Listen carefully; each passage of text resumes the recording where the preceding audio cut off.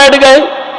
थोड़ी देर के बाद सफेद रंग के कफन से बेटी को लपेट दिया गया, नाक में कॉटन रुई लगा दी गई और फिर मीर तकी मीर को खबर दी गई, आइए और अपनी बेटी की लाश को देख लो।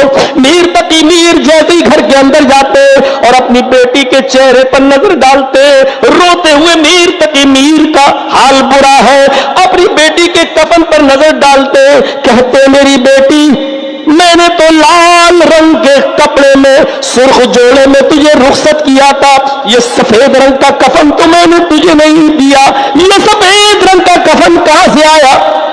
मीर तकी मीर का दामाद कहता, अब्बू क्या बोले चले जा रहे हो?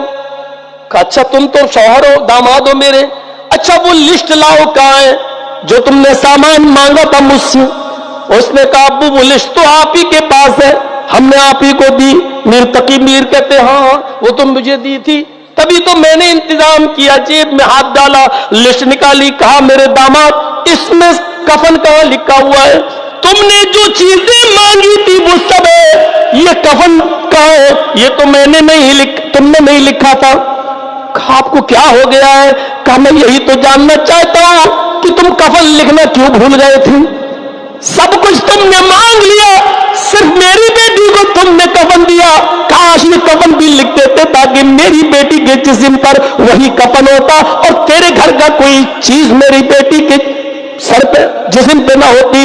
क्या समझते हो तुम अपने आप को? मेरी बेटी को हार्ट अटैक पड़ सकता है। अरे मेरी बेटी को तेरे जहेज की लिस्ट में सदमे में पहुंचाकर उसका हार्ट फेल हुआ है, हार्ट अटैक हुआ है, उस डिमांड में किया है।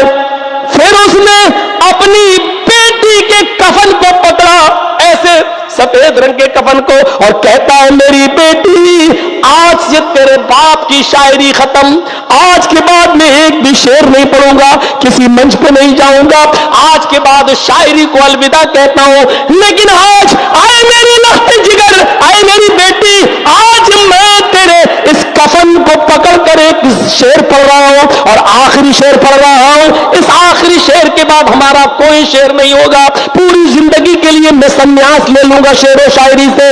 फिर मीर तकी मीर ने अपनी बेटी के कफन को पकड़ा और पकड़ कर कहता है अब आया है ख्याल आराम जाए इस मुरादी में, अब आया है ख्याल आराम जा इस मुरादी में, कफन देना तुझे भूले थे हम असबाब शादी में। अरे मेरी बेटी अब ख्याल आया है असबाब शादी में मैंने तुझे कफन नहीं दिया, काश ये कफन भी तुझे तेरे बाप की तरफ से मिला होता। फिर